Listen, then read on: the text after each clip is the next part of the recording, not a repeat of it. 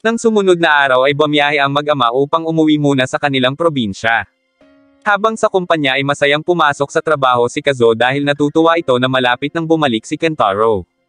Habang nag-uusap-usap ay biglang dumating ang subsection chief na si Takasu Kosa para dumalo sa pagpupulong ngayong araw. Ayon kay Tanaka ay espesyal ang gaganaping pagpupulong sapagkat magbibigay si Takasu Kosa ng malaking talumpati. Si Takasu Kosa ay kinuhang tauhan ni Pangulong Kurakawa at nagtapos iyon sa Departamento ng Batas ng Universidad ng Tokyo. Nagtrabaho sa kagawaran ng kalakalan at industriya sa loob ng 5 taon at mula rin sa maimpluwensyang pamilya. Sinimula na ang pagpupulong at doon ay tinalakay ni Takasu Kosa ang tungkol sa kasalukuyang proseso ng Amerika sa pagbuo ng isang pandaigdigang pamahalaan sa loob ng susunod na 50 taon. Samantala, habang nasa biyahe pa rin ang dalawa at naalala ni Kentaro na humingi ng paumanhin ang kanyang ina bago iyon sumakabilang buhay, sapagkat hindi nila kasama ang kanyang ama. Galit siya noon sa nakulong niyang ama pero ipinaliwanag ng kanyang ina na mabuting tao iyon at maalalahanin sa kanila. Umuwi si Kentaro sa kanilang probinsya upang gunitain ang anibersaryo ng pagkamatay ng kanyang ina. Maya-maya pa ay nakarating na sila sa sementeryo at doon ay nadatnan ni Kentaro ang kanyang ama na dumalaw rin sa kanyang ina. Kinausap niya ito at itinanong kung kailan pa ito nakalaya. Sumagot ito at sinabing 5 taon na ang nakalipas. Dahil doon ay naintindihan na ni Kentaro kung bakit may mga bulaklak sa puntod ng kanyang ina tuwing pumupunta siya. Ipinakilala ni Kentaro si Ryuta sa kanyang ama at sinabing hindi na siya galit ngayon. Binigyan niya rin ito ng pahintulot na dalawin sila anumang oras na gustuhin nito. Maya-maya pa ay pumunta na sina Kentaro sa bahay ng kanyang mga tiyuhin. Doon ay kinwento ng tito niya ang nangyari noong nakapatay ang ama ni Kentaro. Gayunpaman, walang kahit na anong kasamaan ng ama ang nalalaman ni Kentaro sapagkat ayon sa kanyang ina ay mabait iyon at maganda ang trato sa kanila. Hindi nagtagal ay umalis na rin ang mag-ama para bumalik na muli sa Tokyo. Habang nasa biyahe ay naalala ni Kentaro ang kanyang nakaraan nang mapasali siya sa Hashugang.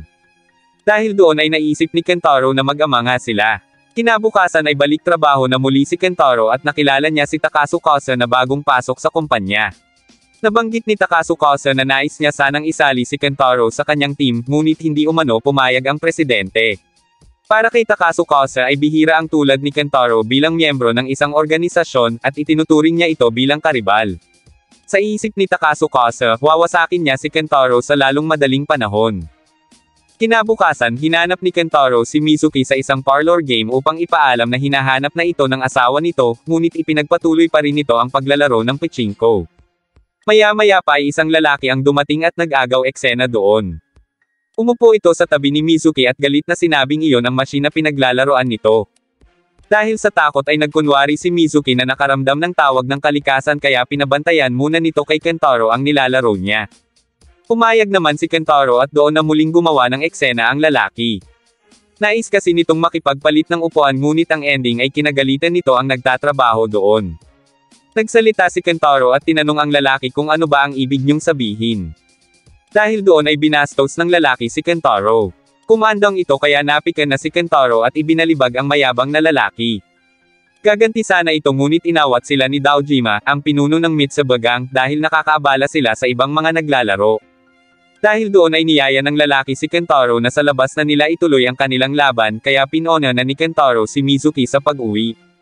Pagkaalis ni Mizuki ay dumating ang matanda na naglalaro din kanina sa loob at niyaya si Kentaro na sumama sa bahay nito. Gayunpaman, habang naglalakad ang dalawa ay hindi pa rin si Kentaro tinigilan ng lalaki kanina at idinamay pa nito ang matanda. Sumiklab ang galit ni Kentaro at agad na pinaputok ang noo ng lalaki at saka kinamusta ang matanda. Aatakihin na sana ng isang lalaki si Kentaro nang biglang sabihin ni Daojima na iparating ng mga ito sa pinunong si Sawada na tumawag sa headquarter para magkausap sila. Pagkatapos ay natuloy na sila sa pagpunta sa bahay ng matanda. Habang nag-uusap-usap ay dumating doon si Kanzaki kasama si Shina, at ang mapapangasawa nito na si Cheiko, ang babaeng nag-akusa noon kay Kentaro ng pamboboso. Laking gulat naman ni Kanzaki nang malaman na si Kentaro ay anak ni Teruo. Natigilan ito at naalala ang panahong sanggol pa si Kentaro at noong mangyari ang isang krimen. Agad na pinauwi ni Kanzaki ang kanyang anak at pagkatapos ay inamin kay Kentaro ang lahat. Sinabi ni Kanzaki na dakilang tao si Teruo at hindi mamamatay tao, sapagkat ipinasalang doon ang akusasyon ng pagpatay dahil takot kay Teruo ang mga kalaban. Sa kabila ng nalaman ni Kentaro ay sinabi pa niya kay Kanzaki na hindi ito makakausad kung dala-dala pa rin nito ang nakaraan kaya kalimutan na umano iyon nito. Dumating din doon si Mr. Mita kasama si Takasukasa na ipinakilala sa matanda na si Nakamura. Binati naman ni Takasukasa si Kentaro na nasa isang tabi kaya laking gulat ni Mr. Mita nang makitang naroon iyon. Inisip ni Mr. Mita na pineperahan ni Kentaro ang matanda pero sinabi ni Nakamura na siya ang nag-imbita kay Kentaro dahil nakita niya iyon sa pachinko parlor. Dahil wala namang gagawin doon si Kentaro ay nagpaalam na ito at doon na nagtawanan ang dalawang matanda habang mapapansin na naiinis si Takasukasa sa mga ito. Kinagabihan nang makauwi ay may kausap si Takasukasa sa telepono habang galit na galit ito. Nang sumunod na araw, sinabi ni Kurakawa na ililipat niya si Kentaro sa Tohoku sa pagsisimula ng susunod na buwan. Tinanggap yun ni Kentaro at sinabing gagawin ang lahat ng kanyang makakaya. Pagkalabas sa opisina ay nakasalubong ni Kentaro si Takasukasa at binanggit nito ang tungkol sa paglipat ni Kentaro sa Hilagang Silangan at sinabing hindi naman alam ni Kentaro ang kahulugan ng salitang karera. Pagkatapos yun ay mapapansin na may kausap na naman ito sa telepono tungkol sa isang plano. Kinagabihan ay ipinaalam ni Kentaro kina Tanaka at Maeda ang tungkol sa sinabing paglipat niya. Sinisi ni Tanaka ang sarili kung bakit yun sinabi ng presidente. Nang makaalis si Kentaro ay napaisip si Tanaka at sinabing nasa Hilagang Silangan si Mr. Aigo na kilala sa tawag na submarino. Sinabi nito na ang presidente marahil ay nagdesisyon na iwan si Kentaro sa pangangalaga niyon. Pero ang tanong, matututo kaya si Kentaro na sumipsip? Habang naglalakad patawid si Kentaro ay bigla itong sinagasaan ng isang lalaki na sakay sa itim na kotse. Agad na napatakbo palabas sina Tanaka at Maeda para tulungan si Kentaro. Mabilis din yung nakarating sa lahat ng mga kaibigan at katrabaho ni Kentaro kaya kumilos agad ang mga ito para kumustahin iyon. Halos mapuno ang daanan papunta sa silid ni Kentaro habang nahuli naman sa pagdating ang chairman. Ibinalita ni Kurakawa na ayos lang si Kentaro at hindi naman malubha ang kalagayan. Mapapansin sa mukha ni Kentaro na naooyan ito sa mga iyon, lalo na kay Masuzo na umiiyak pa. Sinabi ni Shina na nag-alala ang lahat kay Kentaro kaya sumilip man lang umano ito sa bintana. Nagulat si Kentaro nang makita ang kanyang mga kasamahan noon sa gang habang natuwa naman ang mga iyon dahil ayos lang siya. Dumating din si Mr. Mita bagay na ikinainis na naman ni Takasukasa. Doon sinabi ni Mr. Mita na iyon ang simula ng karera ni Kentaro, at ang binuo nitong relasyon sa ibang tao ang magsisilbi niyong palunsaran ng karera nito. Dagdag pa ni Nakamura na mas mabuti nang huwag maliitin ni Takasukasa ang mga taong malapit sa kanilang damdamin. Makalipas ang ilang araw ay mabilis na naka-recover si Kentaro at nagpaalam na ito para pumunta sa Northeastern Branch kasama si Ryuta. Habang sakay sa tren ay isinama ni Kentaro si Ryuta para mag-CR, ngunit pagbukas ng pinto ay may tao pala sa loob. Agad na humingi ng paumanhin si Kentaro, at paglabas ng matanda ay pinasan muna nito si Ryuta. Pagkatapos ay pinuntahan agad ni Kentaro ang bata na masayang nakikipaglaro sa matanda. Nagpasalamat siya, at doon ay inalok muna siya niyo na maupo muna at magkwentuhan. Nakarating na sila sa Kahoku Station at doon ay nakita ni Kentaro kung gaano karami ang sumalubong sa pagdating ng matanda. Tinanong niya sa isang lalaki kung sino iyon. Nagulat ang lalaki dahil hindi kilala ni Kentaro si Misterio Maganay, isang pinakadakilang politiko na mula sa Hilagang Silangan. Nang makarating sa kumpanya ay dumiretso agad si Kentaro sa opisina ng sales department, at mula doon ay sinamahan siya ng isang lalaki upang magpakilala rin sa nakatataas na si Mr. Aigo.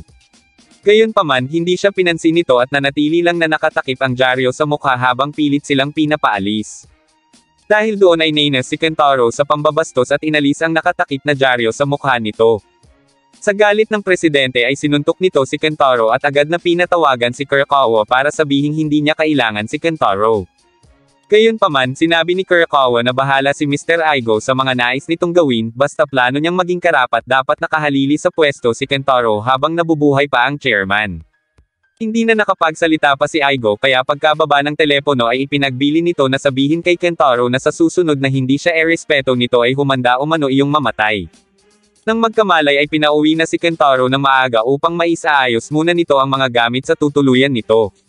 Bilang baguhan sa lugar ay nagmabuting loob si Takako na isabay na ang mag-ama papunta sa boarding house, na bahay din naman nila. Naikwento ni Takako na madalas ay doon din umuupa si Kurakawa kaya iniisip nito na may namamagitan sa dalawang iyon ng kanyang ina. Nahiga na si Kentaro para matulog pero dahil hindi pa ito inaantok ay naisip nitong itanong kay Takako kung saan nakatira si Mr. Aigo. Pinuntahan niya iyon dahil sa pagnanais din na makilala ito ng lubusan sapagkat ngayon lang umano siya nakaengkwentro ng ganoong klaseng tao. Pumayag si Aigo na magharap sila ni Kentaro dahil sa katotohanang hindi matanggap ni Kentaro na napabagsak siya ni Aigo. Nagbigay si Aigo ng kondisyon na kapag siya ang nanalo ay kailangang gawin ni Kentaro ang kahit na anong sabihin o ipag-utos niya.